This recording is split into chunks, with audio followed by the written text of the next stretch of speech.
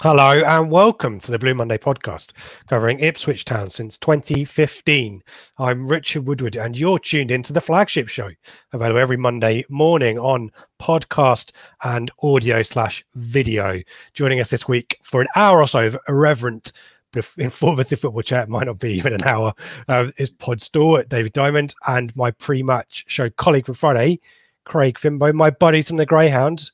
Gentlemen, good to see you again. How's things going? Craig, let's start with you. Yes, all right, mate. Yeah, sort of linked to our meeting in the Greyhound on Saturday lunchtime. I've been hanging for most of today because I got the train up and the train back and made full use of my pre-pass. Can we say? Ed Schwartz, weren't you? Yeah, evening? Yeah, that's it. Yeah, so yeah, we got we went to Legends BTs after the match and got thrown out there at 5:20. Bizarrely, I saw this on your Twitter. Is this a future Room 101 entry?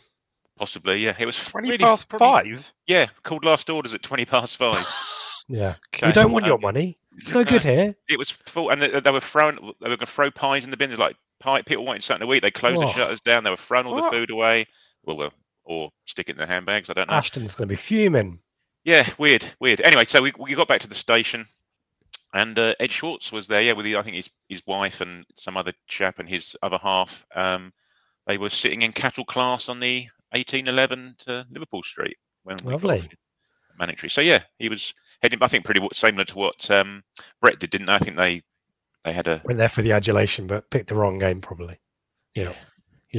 Oh, it's good, and it was good. So you did yesterday properly then, by the sound of it, yeah. Yeah. I was living the life of a local.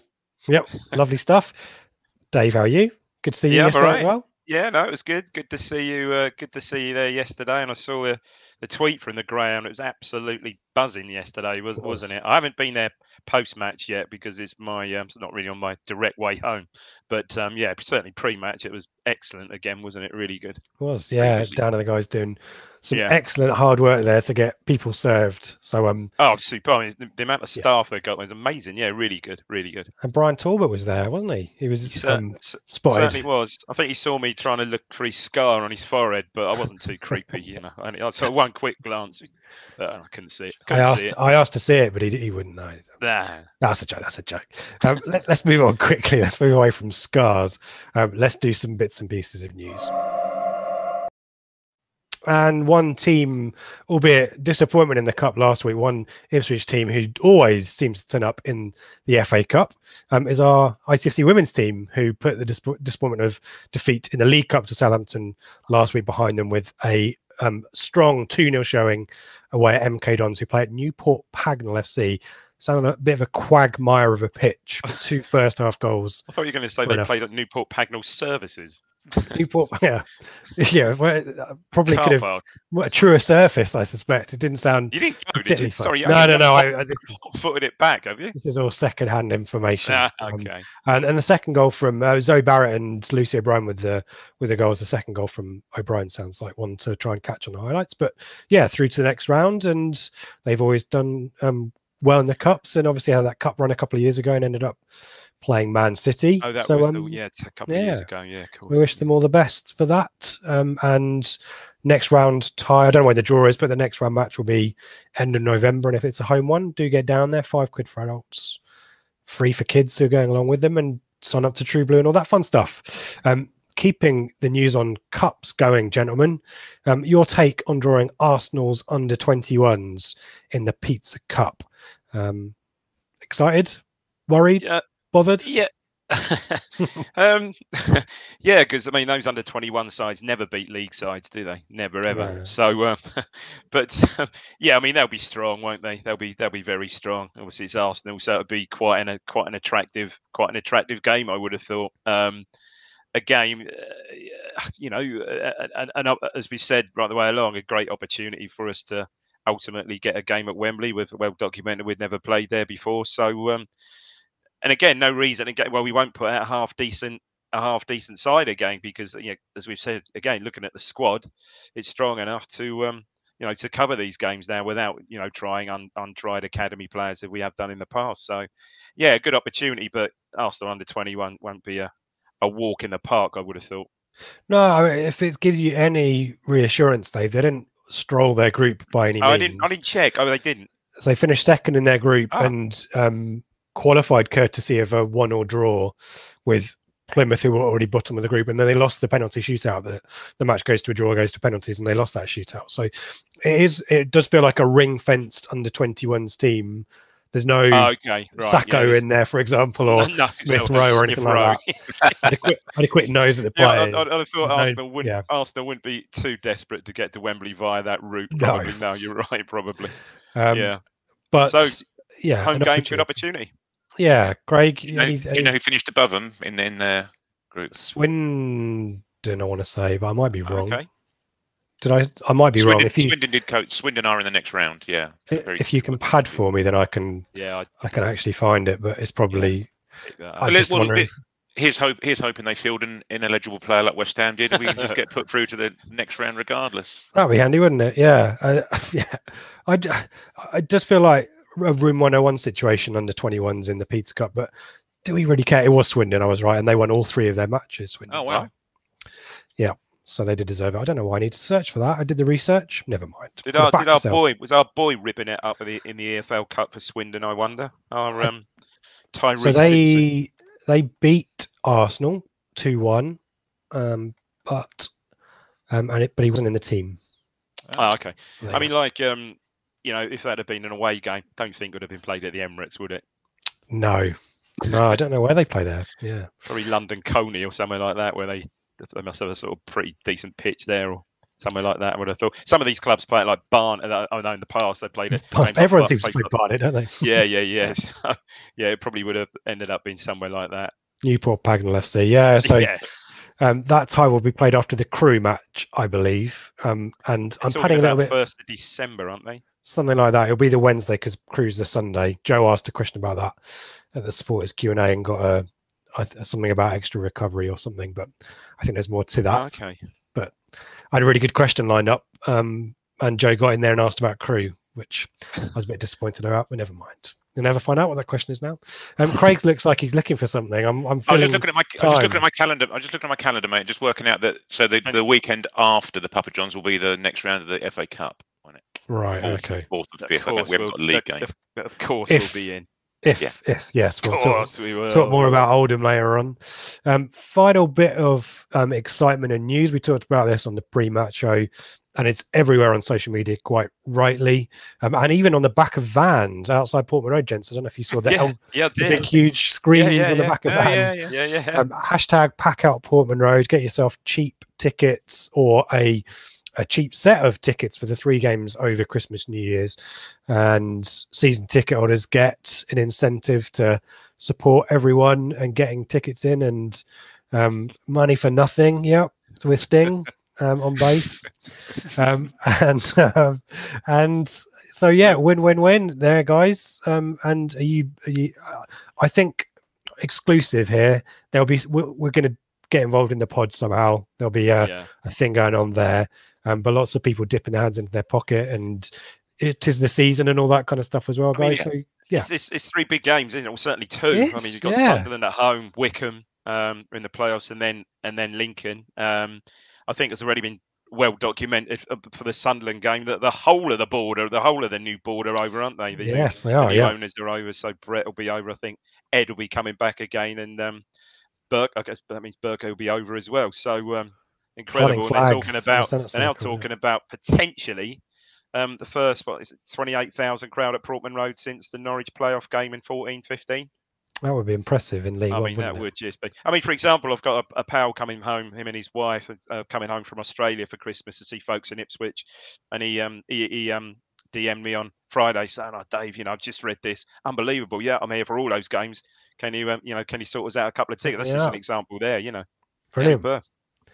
And as you said, it's 3 great fixtures, and with Sunderland, they'll bring numbers. Wickham probably will as well, so that will help us. Our season ticket holders getting our £3.75 what it is for Planet Blue team card points. But yeah, that's right. I know a couple of guys that are doing it. I was speaking to them yesterday. They're definitely going to get their bundle. So it's within the season ticket holders' own interest to get the pyramid selling hats on, isn't it? And persuade as many people as you can to come along. But as you say, Rich, that there's obviously things going on as well in terms of people donating money towards helping other people to come along and watch it and stuff. As Carl Fuller did something previously, didn't he? Got people jumping on it and backing that. So yeah, it's all good. Yeah, and a full Portman Road is usually a noisy Portman Road as well, so that can only help too. I mean, I think it's spot on. The Sunderland, Sunderland will bring a, they'll fill. I think I remember the last time Sunderland were here, they filled that. Trying to think, they filled pretty much half. It was the 1-1 draw, wasn't it? Jack Ross's, was the first. They filled pretty much half the top of the Cobbold stand. So they'll just forget it. Sunderland, forget this. Last Saturday before Christmas, whatever. That won't matter to them. They'll come in. They'll come in droves. So yeah, it should be a superb atmosphere. And the person I feel sorry for is Dan and the crew at the Greyhound, because that's going to be fun. Get involved, support that. And as I said on the pod, we're just finalising what we think we can do about that, and we're getting involved. But we'll be retweeting and we'll be doing all kinds of stuff on social to boost that and get involved, as I say. So with that, and talking about a decent crowd, let's talk about Oxford. And it was a decent enough crowd. Oxford brought 900 odd, which it's not a particularly long trip as the crow flies, but it's an annoying trip because you kind of have to go down and then across and then up, and for good reason if you're an Oxford fan, because your team is currently 6th in the league, looking pretty solid, as we talked about on the pre-match show as well. Talking about Ipswich very quickly, let's have a look at the team. A couple of changes, most significant of which is at left back. Whispers in the grapevine that something might be afoot on Saturday afternoon, and so it proved to be, with Bailey Clements, who impressed in the second half against Cole U, taking that left back spot with no Matt Penny or Hayden Coulson, is it, or Lewis Coulson? I always get the name mixed up. On the bench, and over on the other side, no surprises with Vincent Young's injury. He also didn't make the 18 either. That Genoy Danassian returns. Otherwise, it's as you were from Wickham. And if you tuned into the excellent pre-match show, you'll know that Oxford were missing their holding midfielder Alex Gorin Rodriguez. This is one of those ones. I'm going to remove the team so I can see you guys, and we talked about this, but this is one of those situations where you play a strong team in the FA Cup first round, Dave, and you pray that you win and you pray you don't get injuries. And Oxford drew with Bristol Rovers at home and lost Rodriguez, who's one of their best midfielders, with an ACL injury. ACL is just sod's law. Yeah. So no surprises that he was missing, and nor Jack Stevens in goal, who'd kept all of the clean sheets that they've managed to keep this so far this season. Simon Eastwood, who had a long kick on him, who came into goal a few weeks ago, he kept his place, obviously, and was looking for his first clean sheet of the season. Wink, wink, nudge, nudge. And otherwise, Herbie Kane shifted into the central berth, departed by Rodriguez, and Cameron Brannigan slotted in on the left-hand side of their midfield three. Otherwise, it's as you were, 4-3-3 there, guys. Thoughts on the Ipswich selection, Craig? Well, as you say, good, very good that Bailey Clements got a start, and it does go to show that if you do perform in the supposedly lower matches, if you like, that you will get your chance in the first team. I was a little bit probably surprised maybe that Aluko didn't get stuck, because he played well. I thought during the week, certainly first half, he played well. And you can't argue that they are persevering with Kyle Edwards at the moment. He's getting plenty of opportunity, plenty of starts to do his bits and pieces, but he just needs to start adding some stats, doesn't he? Really, he needs some numbers, as they say, to back up his obvious potential. Yeah. And Dave, Selena favoured for Chaplin in that number 10 position. Your thoughts on that?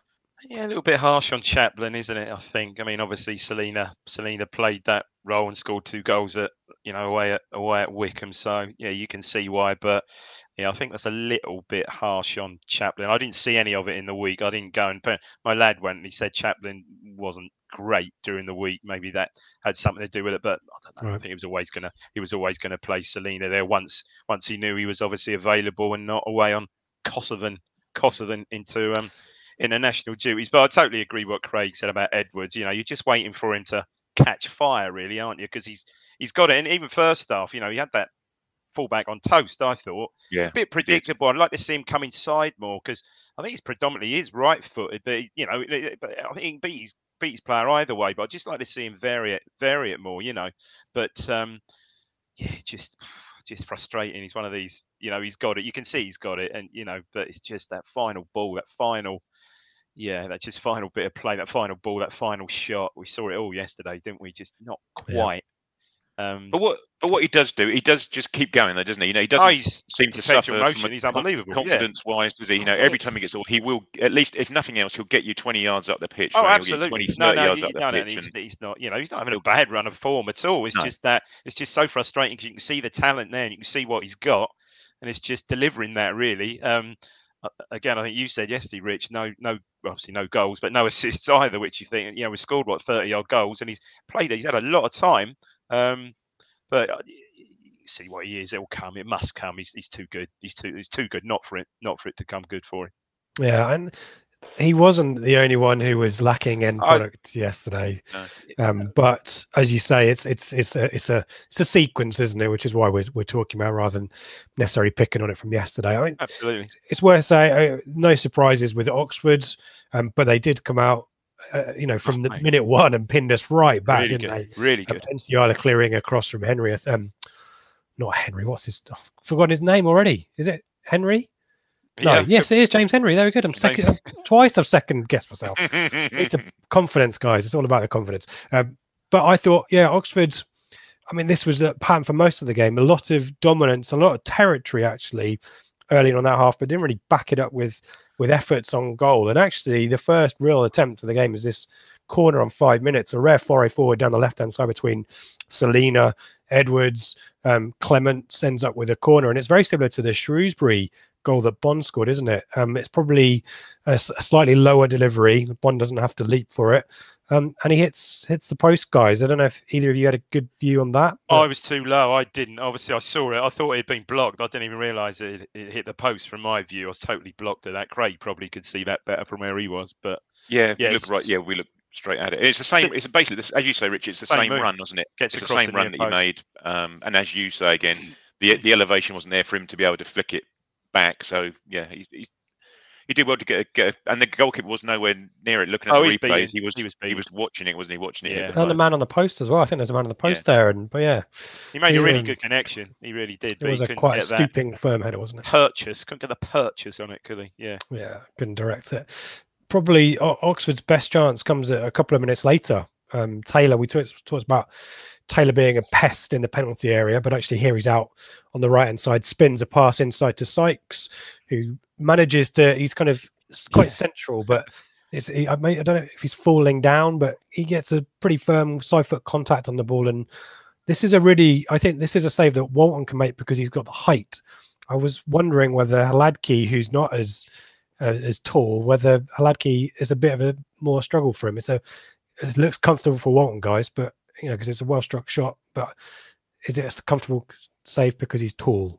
Is I guess my possibly. question. We couldn't really decide from our end whether it was one for the cameras sort of thing, or whether it was, as you say, by virtue of him being 6'4", 6'5", it ended up being a comfortable save. But as you say before, they didn't really pepper us. But I was really, really impressed with Oxford the first half of the half. Really, I think they really did a job on us, didn't they? They didn't give us any time at the back. They were pressing us. They were pressing us up front. Herbie Kane was having a lovely old time of it in front of their back four, wasn't he? Selena wasn't really picking him up. It just didn't let our central two, didn't let Morsey or Evans settle on the ball at all. They were snapping right in every single time. Yeah. And it was an entertaining 0-0, quite end to end. and 19 minutes there's this other effort on the post. It's Walton chipped ball, dinked ball out to Clements, who's hugging the touch line, and he goes for a run, doesn't he, guys? Right up to the 18-yard box from feed Selena. And Craig, is this a kind of a low bobbler that it's the bounce that maybe beats the keeper, or is the keeper not getting this one? And yeah, he didn't have much of a backlift, did he? He sort of got it a little bit stuck under his feet and just got it out towards goal just to get a shot off. And he had a lot of time, didn't he? He had a lot of time just on the edge of the box there, 20 yards out. And we thought, well, this is a sign of things to come. You know, Selena's picking up these little pockets of space and getting shots off and bits and pieces like that. But that was pretty much it from him, poor old boy, for the entirety of the match. But again, as you say about Clements, it just goes to show that, you know, he's decent going forward. He picked out a lovely pass, didn't panic, saw Selena in space and, you know, slotted it inside to him. But then going back one further phase, that lovely pass from Walton, wasn't it? He picked out Bailey Clements' chest from about 50 yards. Walton's so good. He's so good, isn't he? I mean, I think it helps perhaps that he's now got, you know, our keeper has now got someone like Edmondson playing in front of him, who I think could turn out to be our best signing of the lot, really. He's unbelievable player. But Walton he just instills confidence, though. You know, when he comes for a ball, ultimately he's going to get there. He catches well, he kicks well, distributes well. You know, we were saying earlier on the season in recent games, you know, some of those corners dropping in onto Ladke just didn't really give you that confidence that he was going to gather it cleanly, where Walton is top quality. And that was particularly important second half, wasn't it, as well? Sorry, Craig. Yeah, no, I was saying poor old Ladke midweek was, you know, back to shaky. His nervous kitten self, wasn't he? He had a moment, didn't he? Yeah. Pressure, I suppose, pressure to perform now, isn't it? You know, Walton's obviously got the keeper's jersey at the moment, and when he does get a chance, there's a lot of pressure on him to perform now, isn't it? Yep.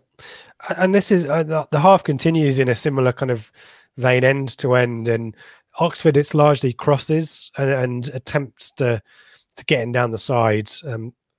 There's a cross on 39 for Henry that misses Taylor in the middle. Taylor was a pest, but didn't really cause a huge amount of aggro. It's mainly down the wide positions. But 42, I'm watching this back on the highlights again.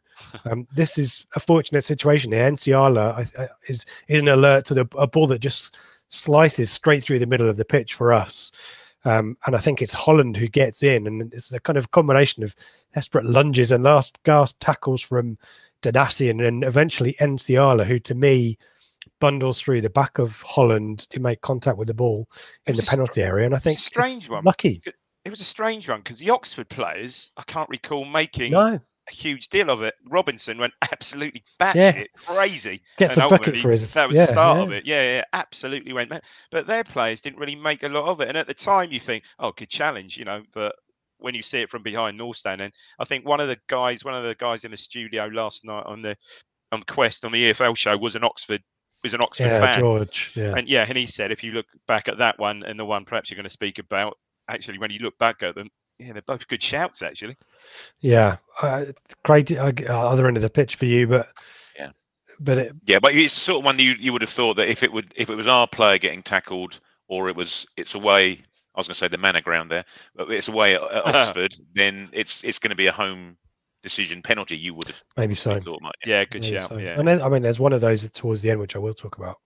But there was there were a couple of penalty incidents, and I've not got that second one, but fortunate, I think. And we mentioned Carl Robinson getting his yellow card for protesting a bit strongly. Well, I will say, and probably no one saw this, on Oxford's Twitter, they pre-recorded a GIF of him looking incredulous to tweet that he's got booked. Can you imagine doing that in the summer with the players doing their kind of goal celebrations?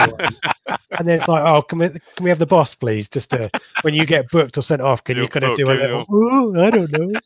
Wasn't me. Incredulity, please. Give me incredulity, Carl. Incredulity. Yeah. Shoulder shrug. Love it. Yeah. He was also dressed for a night out, wasn't he? Did you notice that? He's wearing his jeans and his white trainers. He had his Adidas Superstar on, and he had his sort of like bomber jacket on, white t-shirt. Yeah, he was getting on the 1811 down to Liverpool Street. He's going straight down Hamilton Hall, isn't he? Yeah, good luck to him. And that's half time, guys. And my thoughts at half time were that we'd not been particularly fluent, and yet there's two chances off the woodwork there. Am I being overly critical, or did you feel a bit disappointed? I think you're right. It was a strange first half, though, because probably the two chances, twice that you hit the post when Oxford are very much in the ascendancy. You know, they're perhaps two of the only times we got close to their. Well, one was a corner, obviously, but we got close to their box. It was a strange. There you go. It was a strange old half, really. Then it changed again, but. Yeah, we didn't really create. I think our wide players were. I've already sort of mentioned Edwards. Burns wasn't quite at he was it quiet, either yesterday. Yeah, Was he? Not himself really. But we never really played it through Burns at all. No, we didn't knock it past him into the channels. He didn't really get it much to feet. He didn't just have much of the ball at all. Selena could have played him in a couple of times, and Selena plays these sort of disguised balls, didn't he? And perhaps Burns wasn't quite on his wavelength, but they were both intercepted. You know, the sort of ball, had they been successful, when Burns would have been away. But yeah, it just weren't quite there yesterday, was it? No, and Bond's getting a lot of chat about how isolated Bond seems to be getting as well. It just didn't, for me, the front four just didn't really work yesterday. And as I said, and yet 2 efforts off the post in the first half. So maybe being overly critical. Go on, Craig. Yeah, you don't know whether Bond's isolation is linked to the fact that it's Selena playing in the number 10 rather than Chaplin playing in the number 10. Possibly, you know, Chaplin does tend to stay a bit further forward, doesn't he? Whereas Selena drops deep to try and create. Chaplin's very much in the box, in and around the box. You see some of Chaplin's goals. The one at Portsmouth, you wouldn't have seen Selena in that position. No. You know, the one where he sweeps in the cross from 8 yards, something, he just wouldn't be there. So yeah, you're right there. Yeah, it'll be interesting one to see what Cook does next week. Whether, because the Wickham game is kind of been a set benchmark, isn't it? And I can understand trying to keep that team together. But as we talked about on Friday, Craig, or maybe on the live show with Joe, it does feel like a horses for courses selection, and maybe that was Burgess at left back for Wickham being a necessity in that situation. But I do wonder whether, it's now a run of games without a goal, admittedly in cup competitions, but and then on Saturday, it just feels like something maybe needs a little bit of a. Yeah, I think so. I don't think anybody could have any qualms about being, replaced. There's plenty of people chomping at the bit to come in, and you can replace the front four, couldn't you, in effect, and not have any noticeable drop in quality. Questions along those lines, so we'll pick that up later on. I mean, the second half, I thought, as we tend to do at home, started really positively actually, and created chances. There's a shot for Selena on 52, and then 56. This is probably the moment, and it's Bailey Clements has the exact identical dilemma he had on Tuesday, and when he chose to shoot. This time he chooses to pass, which is probably the right call, albeit he's in quite a lot of space and probably has the whole goal to aim at. Or no, he's to one side, isn't he? But and it's a low cross down the corridor of uncertainty, and it's kind of Gaza-esque, but probably not as close as Euro 96 Gaza in the semi-final from Bond sliding in, but a good moment there. Do you think his judgment was perhaps slightly not impaired judgment, but because he was in a similar position on Tuesday and blazed over that he didn't shoot there? Maybe that was just, and it was. I think you're right. He did the right thing. He just put it in a really good area, and the pitch was sort of drizzly all through the game. It was lively, wouldn't it? It just fizzed away. Just a bit slick, wasn't it? Yeah, but I thought he did really well. I thought the lad did really well. Yeah, well, we'll talk about him. Should we talk about him at full time?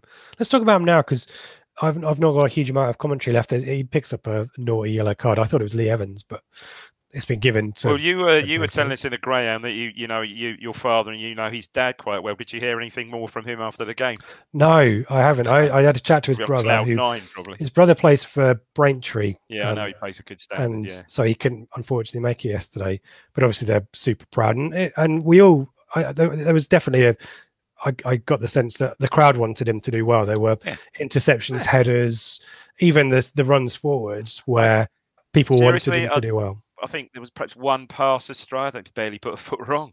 And Oxford are always going to have overloads down his side. Against Henry, experienced up against Henry and Sykes, and Edmondson kind of came in and sorted out a few bits and pieces for him. But he was probably our man of the match, Edmondson, wasn't he, yesterday? Again, as a player, proper player. Yeah. But I guess if the mentality is, or if the approach that Cook takes is similar to Lambert, as in, or does it rather than says it, unlike Lambert did, is this now Clements' shirt, the left back shirt? I guess if there's doubts about injuries in those positions. Yeah. Craig, Yeah. is he playing himself into contention to be a regular starter? Yeah, I don't see why not at all. And as you say about Coulson, if Coulson isn't going to be fit, they're going to have to make a decision in January, aren't they, as to whether they can carry on with him not being, paying a loan fee, paying a proportion of his wages, and not getting any game time out of him. You may well find that, he's sent back to Borough, and also Borough having a new manager, they might want to look at him, have a look at him themselves. Maybe Yeah. Warnock didn't fancy him at all, but there's no reason to suggest that Wilder may fancy him. Yeah, and he's sort of grasped it well, because I mean, look, 2 or 3 weeks ago, he's very much third in the pecking order, wasn't he? Behind, obviously behind Penny, who had the shirt then. Then Coulson came in injured. Penny had a mare at Plymouth, I think. Then obviously Coulson comes back, picks his injury, and there you are. He gets an opportunity against Cole Ewan, takes it. It's great. Yeah, really good. Yeah, I just feel sorry for his dad, because I'm sure he kicks and heads every single ball, so he might need to go and watch his brother at Braintree instead, rather than the nerves might not. If he hit that shot and scored, he would have been on the pitch. So there you go. Please tell me his dad's name's Ray. Oh no, sorry. I have to stitch these all together when you do these kind of gags. Craig, he's only just trying to grasp the idea of Sting being in Dire Straits. Yeah, they get the Dire Straits thing. I'm still thinking about that. It's like there's a Family Guy gag, isn't it, where he's thinking through a joke and gets it about 3 or 4 days later in the middle of the night and shouts it out. That'll be me. I'll do that on the live show next week. 62, we've talked about this, and this kind of sums up the afternoon. Edwards, really lovely solo run down the left-hand side, and rather than looking up, and I think Morsey is possibly in space, he just lashes a shot into the north stand. And then about 10 minutes later, it's a double change, guys. Did this feel a bit late in the day for you? Luca on for Burns, Chaplin on for Edwards. No surprises of the personnel switch, Dave, but would you have made that change? As we said, the two wide players weren't horrendous yesterday. Burns, to me, didn't really figure.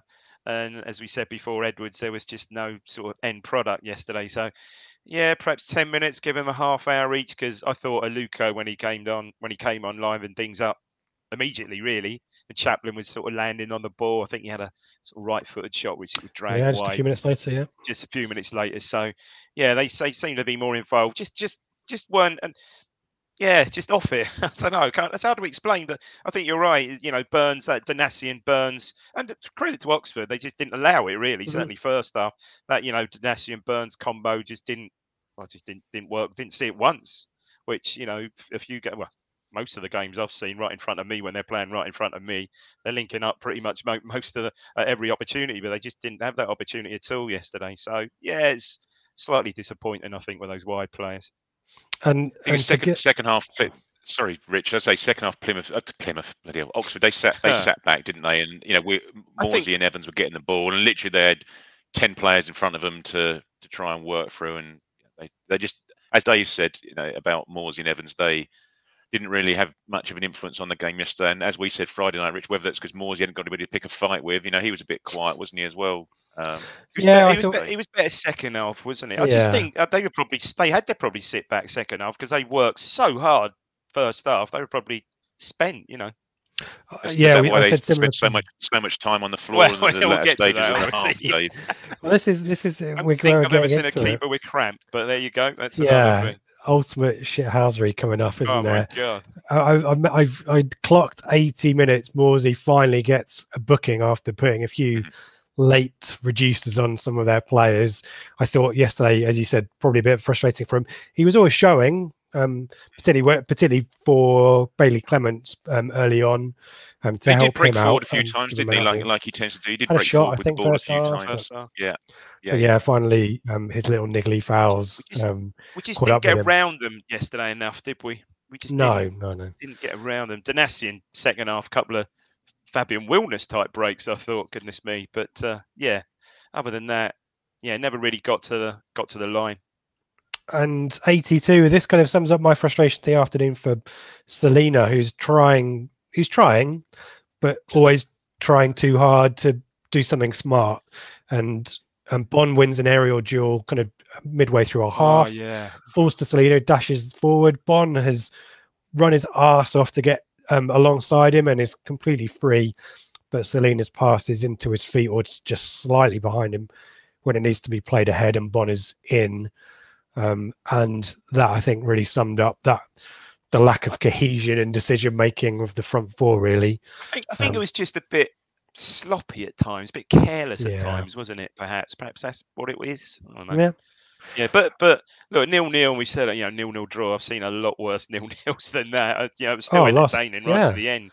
We've had a few in Oxford over the last few years as well. Oh my God, yeah, I forgot about that. As you said, the time wasting starts kind of in the 80th odd minute onwards, and the worst thing for me is how the referee kind of fell for it as well. There are injuries here where the Oxford players stay down, and the reason it is annoying is because not only the referee, the game continues, and often Oxford had a player down and their own team continued. Then eventually the referee feels, oh, what if there's an injury? I have to stop it. But then we get a drop ball. We lose any kind of territorial advantage or shape advantage we might have earned at that point. And basically it's a reset, isn't it? And there's a guy who sits near me, who sat next to me for years, and over the years he's got steadily worse. That would be his room 101. Opposition players feigning injury. I just thought his head was going to fall off yesterday. This guy. It was, and then of course he had a real blast at Matt Taylor. Oh, Taylor, you cheat. And of course he limps off. Albeit it was like the 88th minute with what appears to be like maybe a hammy or something like that. But oh my God, he was in his element, this guy, yesterday. It was twofold yesterday, wasn't it? In that, I'm surprised more teams don't do it. Is that when a team's breaking away, you hold your head. You'll go down. You hold your head. It's better. Hold your head. Referee has to stop the match. Yeah, pretty much stop the match straight away. So you can do that, which they did do. And then one you say, Rich, was so frustrating. Is that the man's down. We've got the ball, okay, whatever, that breaks down. They then attack, their man's down. They're happy to attack with their player injured on the floor. But as soon as we get the ball back, the referee blows his bloody whistle. That's the one that This has got 101 written all over it. You should stop this, Rich. You should put an end to this. We need to save this up, don't we? I mean, we should put it straight in there. We don't need a vote. Oh, there you go. Yeah, don't need a vote on that. Herbie Kane, as you say, Eastwood goes down with cramp as well, the keeper. And the Quest highlights show that the suspicion was, I think, Saturday's game was his first clean sheet in 17 appearances, with a huge gap in the middle because he lost form and the other keeper, Jack Stevens, had come in. So there was a suspicion that he was trying to hold on to his clean sheet bonus. Piggott comes on 90. Again, my question for that substitution is why at that time? It feels so late. And as we said, Bon isolated. Admittedly, it's Piggott on for Selena rather than for Bon. And then in the dying minutes, to me, and I'm looking straight at this, Piggott is fouled off the ball, running into the area. Bon and the keeper collide, and the referee focuses on that. But I think Piggott has his run upended by the defender, which is missed by the ref. At that point, we've got. Is he getting on the end of his run? I don't think he is. No, it's just a threatening run. He's keeping up with Bon. But he's keeping up with play, so he's involved. But I don't think he's going to get a touch necessarily. But obstruction or worse. I think it's what it is. Maybe it's in American football, it's blocking or something. But blocking. It's a bit naughty. The other thing I need to mention, which we should have talked about just a second ago, I haven't heard boring someone chanted at football. I can remember Arsenal had it chanted at them during the 90s. Oh, all the time. I can't remember the last time I had a boring chant at Portman Road, guys. Can you? No. That was a proper blast in the blast of the past. Yeah, I'm sure we've had it at some point. But it did. I mean, it was just a joke. I mean, then the keeper finally goes down. I mean, it was just getting beyond a joke, wasn't it? It was ridiculous, absolutely ridiculous. And that's your lot. That's full time. Boost for the Oxford players and the ref. Another 0-0 in this sequence of, I think it's 4 and 5 now against Oxford. I guess on paper, guys, not a bad result. Limited quality in the final third, entertaining enough. Enough there perhaps for Ipswich to have stolen the points, but against the top 6 team, not being defeated, keeping a clean sheet is probably the glass half full perspective. Which are you? That line or a missed opportunity for 3 points? Craig, we'll start with you. Yeah, well, obviously it is a missed opportunity. You've just got to make sure that you win the away match, haven't you? You see that having drawn with them at home and not allowing them to get away from you. Take your point. and just say make sure you try and win the away ones. The way I'm going to look at it. And to be fair, as Cook was walking back to the tunnel afterwards, he was getting a decent round of applause and plenty of support and encouragement. And you could tell he was very, very thankful of that as he was walking down the tunnel, thanking people and bits and pieces, just to keep going and keep plugging away. And as we said on Friday night, mate, there were going to be definitely goals in this match. Oh, poor Andy Warren's become a meme as well for his a banner in the paper over the weekend. Surely it's not going to be another 0-0. Go on, Dave. Sorry. No, I had my money on Stats 4-2 yesterday. I thought it was nailed on. Would have been nice, wouldn't it? Oh, actually, yeah, I need to shout out to David, who I met in the Greyhound, who pretty much convinced me it was going to be 3-1 and Edmondson was going to score. So that's where my money went. So he owes me £4.11. He owes me, David. There you go. And Craig will find you. Let's do some questions in a set. A few bits and pieces of plugging whilst we've got you. Blue Monday, ITFC.co.uk is where you can find all of the details on all of our socials, our podcast feeds, our video feed, and if you want to support the channel financially. And we've had some very generous stuff and some stuff for the last couple of weeks. Thank you so much to folk. We will reach out to an individual who donated kindly on Friday evening. Very generous. So thank you for that. And it only helps us do more of this stuff. We've got the website now. Obviously, we've got much more cool stuff coming up. So it really helps us just extend our reach a little bit more and increase the sophistication. And we've got plenty of cool stuff coming up over the next few weeks. As I said, in terms of shows, you can still watch last week's live show and pre-match show if you wanted.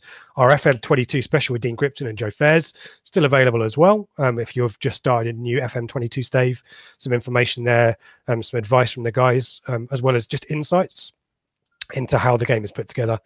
Our usual run of shows, as I mentioned, we'll chat about Oldham. We'll probably do that Wednesday rather than do a post-match show. I think Seb will be going to that one, and Seb is back for the pre-match show, which will go out Friday morning, pre-record for Sunderland, which also I think Seb is going to as well. So double header for Seb. So any fans of Seb, do tune in next week. Let's go to some Twitter questions. And not too many this week. It wasn't prolific in the old Twitter questions or observations. So if you're one of those people who thinks, they'll never read my question out, now is the time. We will read your. If you put it on Twitter, Ron Burgundy will read it. Let's start with Mullet, an ever present in the Twitter questions. God bless you, Mullet. Is there anything to be read into our more inexperienced flank seeing more possession until Aluko came on? We have so many options. Does it hurt us when it's a tight game and decision making is so important? I'm going to come to you, Craig, on that one. Yeah, it's probably a very good point from Mullet in that as when Aluko came on, he just kept hold of the ball more, didn't he? He was just making the right decisions and getting us further the pitch, but also keeping hold of it. Whereas Edwards, as we say, was a little bit erratic yesterday with his crossing and with his shooting. Burns had an off day, but I'm just sort of not really related to the wide players that Mullet's talking about. But poor old Pigott, crikey, he's not just. You'd think he should be getting more games, even if it's just to take Bon off, just to freshen it, just another like for like replacement up front. Just give the guy longer than 2 bloody minutes. Give him a quarter of an hour at least, sort of thing, just to try something different. Because as you said, Richard, just wasn't that front four just wasn't clicking yesterday for whatever reason. Just you got the people on the bench, bloody use. I mean, Paul Cook said he had to apologise to Pigott. I know Pigott wasn't great midweek; he's very, very rusty. But throw the guy a bone. Alex Hare asks, how are the forwards creating so few chances? It's actually been, I think we're performing quite well with the number of chances we create, which isn't masses and masses. Edwards and Slinian just look ineffective most of the time. Is Alex's point, Dave? Is this pattern of play? Is this personnel? Is it? We're playing Oxford yesterday. Let's not pretend that Oxford are a team that's just going to roll over for us, and I think they were quite effective. Is it just still players figuring out each other's positions? I think it is. I think it's players. I think Craig alluded to it earlier on. Selina yesterday I said not trying to play the Hollywood ball, but just kept trying to overcomplicate things. He's good enough to do at that level. He's good enough to do pretty much anything at that level. But I think it was perhaps unnecessarily complicating things. Personally, I think Chaplin's a better bet in that role potentially. And I didn't see much of the game against Colchester, but apparently Fraser had a really good game, didn't he? Alex has asked about Fraser as well, Craig. Do you know, surely it's time to try Fraser as a deeper line number 10. And he's suggesting Burns, Aluko, and Chaplin in there as well. But yeah, I'm missing Scott Fraser, and I think yesterday was a game for him. He was on that coffee chat thing, which is why I was missing him. But yeah, I think he's a player who would have spotted a few passes yesterday. He's yeah, clever. Your thoughts, Craig? Yeah, absolutely. And I think what Alex is probably talking about is playing him in that role that Tom Carroll sort of played, didn't he? Maybe. In the deep lying, like Number he played 8. on Tuesday night. Because as I say, once Evans and Morsey wasn't coming off, they didn't really have too much to do second half in terms of protecting the back four. And as you say, Richard, just would have been another player on the pitch who can pick a pass rather than dribble past someone. It was one of those games where we were looking to pick a lock, right, weren't we, rather than battering a door down, I think. You would would interesting think... to see. Go on, Dave. Sorry. No, you go on, Craig. Go on. I was going to say, it's just interesting to see what happens on Tuesday if we are going to make changes for next weekend. If we are going to play Aluko, if we are going to play Chaplin from the start, if we are going to potentially play Fraser in a wide role, you don't know what sort of team there's going to be on Tuesday. If we're saving those guys who could potentially play for the following weekend. Yeah. I agree with Dave. I would have Chaplin as the number 10, and you could put Selina in Edwards' position maybe, or have Fraser out there, couldn't you? Now he's fit again. Yeah. FPL Tractor. I'm confused by our team. Are we good but just not getting the points we deserve, or actually are we overestimating ourselves? I'm positive, but not sure I should be. Dave, your thoughts on that? Good, but not getting the points we deserve. Well, you always think you get what you deserve, don't you? We threw away. But when you think about all the points we've thrown away this season through just ultimately careless defending, most of those have come down to. So look at the season as a whole. I think we're pretty much how we've played. Given our start, things are obviously very much improvement. We're on an upwardly mobile curve at the moment. Players' confidence should be high now. I would have thought. No reason why the confidence isn't there. It's still a bit of confusion because we've got such a big squad, and it could be such a rotational squad. There's no. I think Joe or someone, maybe even Craig, said it before. Of the 20 players, say, within the squad, there's no discernible drop off in standard of player when one replaces the other, which you just haven't had. We just haven't had that. But I think I said before, okay, League One level, but I don't think, even in my time of supporting Ipswich, I've ever seen a squad like this. I've never seen such a strong squad.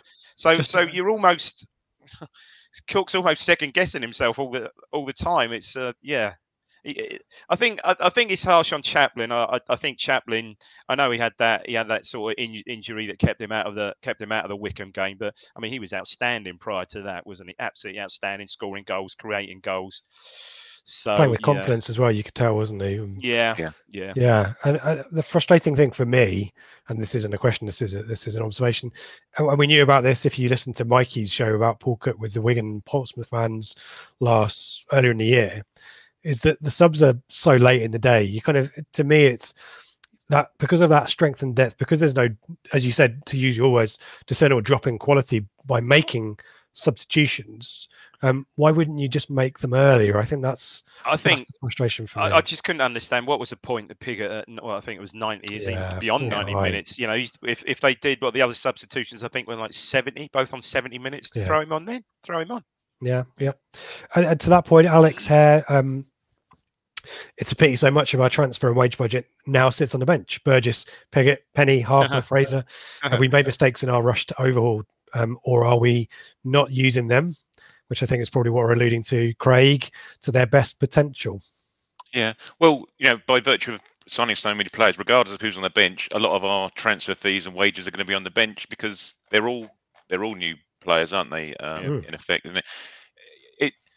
We just, as I say, I don't know whether he's spoiled. He's spoiled for choice, isn't he? Sort of Dave was saying there. He is spoiled for choice, and as a result, the guys who are in the team and who may now drop out, they can't argue that they haven't been given a decent run, and they can't argue that they're not being given decent runs during matches as well. As we say, if you're getting 70, 80, 90 minutes each match before substitutions are being made, you're getting plenty of ample opportunity I think looking at the side at the moment, the spine of the team pretty much picks itself, doesn't it, at the moment? So the spine given probably a bit more than that. So obviously the goalkeeper, you'd probably think Denassin at right back now. I'd include him in that now, but certainly Edmondson, Morsey, Bon, probably they probably pick themselves. Evans just about maybe, and then the rest is very much, it's quite fluid, isn't it? Yeah, it really is. And that surprises me. Why, as I said, the subs aren't used a little bit earlier, because you also, if it's not working for someone and you've got similar quality on the bench, they need to take time to get into the game as well, don't they? Yeah. But Cook's picking the team. I'd be very disappointed. I think exactly. if Piggott didn't start on Tuesday, surely he'll start on Tuesday. He must do. And as Craig said, I know Craig was watching the other night, weren't you, Craig? And I saw your comments on the WhatsApp, about Piggott. And I think when he missed his kick in the shootout, you said, well, probably just about sums up his night. But that's because he's just rusty and raw, isn't it? That's all. Yeah. Yeah. So he just got 20 goals last season for Wimbledon, for God's sake, at that level. He's obviously got pedigree. Yeah. And we know about his off-field struggles, don't we? Yeah, exactly that. Yeah, and he was getting positions on Tuesday night. He was missing chances, but he was in those positions to miss them. But yesterday, more than any game, Bond just needed some help. Yeah, grief, really did. Yeah. Well, fingers crossed for Tuesday. We'll talk about that in a second. Let's do the roundup. And I haven't got a bumper for the roundup. I really need to make one.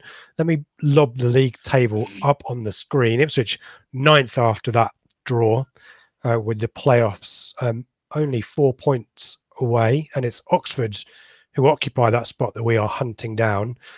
In terms of other bits and pieces in League One over the weekend, Plymouth battered Accrington 4-1 away, and are in pretty imperious form, albeit they've played a game extra to Wigan, but they look pretty solid at the moment, Plymouth. We were hoping or thinking that might be the team to fall away. The team that is starting to fall away, and it's because we've loosened them up for everyone else. Portsmouth got a 1-0 win at Wycombe on Saturday as well. That was a good outcome for them. Elsewhere, obviously, a schedule punctuated by international call-ups. Bolton beat Crewe 2-0. Crewe in all kinds of problems at the bottom of the table. Burton and Charlton was a bit feisty, red card each for a scrap in the penalty area, and it's Charlton who secured their 3rd win in 4 under Johnny Jackson, going great guns there. They are up to 17th. MK also holding in their playoff positions in 5th, beat Cambridge 4-1, and Sheffield Wednesday could only draw with Gillingham, and they are around us as well, 2 points ahead of us as well. So that top 8-9 consists of Plymouth, Wigan, Rotherham, Wycombe, MK Dons, Oxford, Sunderland, Sheffield United, Ipswich, that kind of cluster of Portsmouth 10th. Yeah, so when you look at that, 7th to 10th. It's when you look at that, Rich, and you see, okay, Sunderland, all right, you see they've lost the last 3, but big game Saturday. They got 2 games, they only played 15, so 2 games in hand on us. If, God forbid, we get turned over there Saturday, that's a big buffer then. Yeah. Portsmouth are creeping up, aren't they? Only 1 point behind us now. Yeah. After a really terrible run we saw. Horrendous run, But Streaky Lee at Sunderland, 3 defeats in a row. They'll be looking to turn that around at home. And we'll be back to talk about that, as I said, on the pre-match show next Friday with Seb and I, and then on the flagship show, which will go out Monday morning as usual, this time next week, depending on when you're listening to this, obviously. Before then, though, guys, we need to talk about Oldham on Tuesday night in this FA Cup replay. Just a bit of context here. Oldham lost at the weekend 2-1 to Exeter, the 23rd in League Two, 3 defeats. There it is, the famous Southampton away trip, FA Cup foil foil trophy that famous for the foil trophy, and also for having an inflatable cock and balls in my face that day. Oh, yeah, I forgot about that. Stock images. Yeah, inflatable. It was definitely inflatable. It wasn't inflatable filth. Inflatable filth. Yeah, 3 losses. 20-foot cock and balls, man. Sammy Snake. Jerry. Sammy Snake. What's that, Jerry? This is 10. All kinds of weird in the last 5 minutes. Yeah, so this is a team that is not in form, and yet we made them look pretty good a couple of weeks ago. No excuses here, guys. We want to be getting this one sorted out and getting out there with minimum fuss, no injuries and all that kind of stuff. What's your situation rotation wise, or your teams? Dave, we'll start with you. Who are you expecting to come in?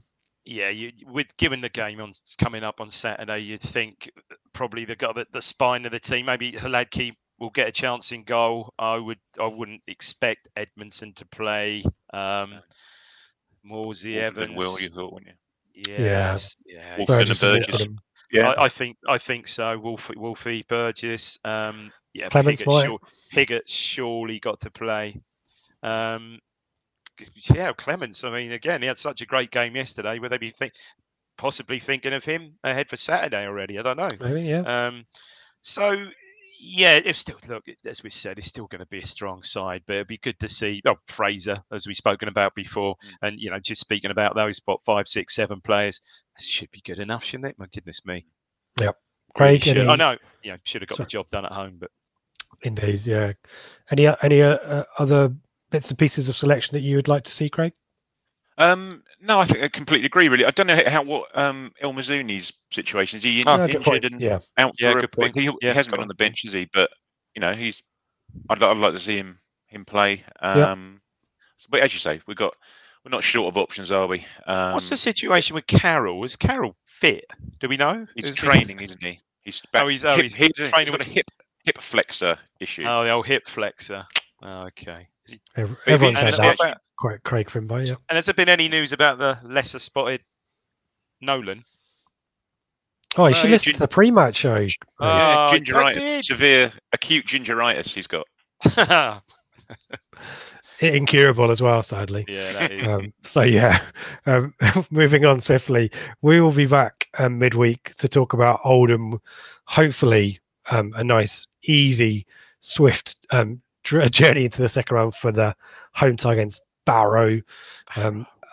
Bit of trivia here. Last time we played Oldham away, can you recall? I'm sure probably the most notable in recent years visit to Oldham, but the last time we played there, do you know the score? Here's one. Someone will be out there. Ollie Miles, he's attacking his headphones. He probably knows. I mean, it can't be the most recent. The most memorable one was the 3-3. Was the first game of the season, wasn't it? It was. The 3-0 was the most famous, but it was 3-3. Correct. Oh. August 96. Matthew Double and Stockwell. There you go. One. Oh, you had a different one in mind. Not the Marshall one. No, not the Marshall Mason. That was that first game of the season. That was 93, 94. Yeah. Yeah, it was. Yeah. So there you go. I just thought I'd chuck that in there. We won the first 3 games, weren't we? And we're top until we went. I forget who beat us. Oh yeah, Norwich. Brilliant. Moving on. So yeah, Wednesday night, I suspect for the for live show, we'll talk about Oldham. But you guys set the agenda on that show, so do chip in all the details. We'll put that on the website link, but it'll be down our Twitter and all that fun stuff. As I said, pre-match on Friday morning, Flagship on Monday morning, all that fun stuff. Blue Monday, ITFC.co.uk. That's where you can find out all about it. And I will say thank you for making your Monday a Blue Monday. Thank you to Craig. Thank you to Dave. As always, guys, enjoyed that conversation, and we got much more out of that than I thought we would. So we're here 58 odd minutes later, so we've done very well. Does anyone have any final things to say before we say goodbye? I just can't believe you got all the way through it, Rich, without a Paul Cook. What's going on? What shall I say? Shall I sign us off with Paul Cook? What do I need to say, though? Come on, you Blues!